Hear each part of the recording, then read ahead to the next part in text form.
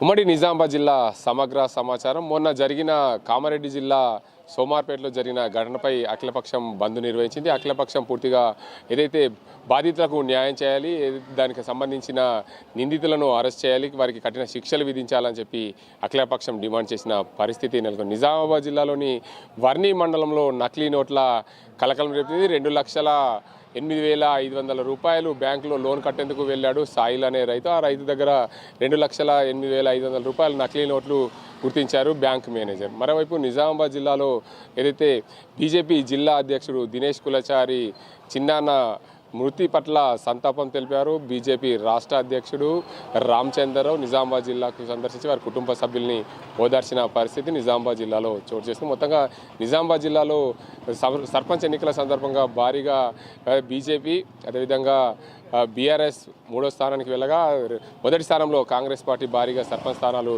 కైవసం చేసుకున్న పరిస్థితి.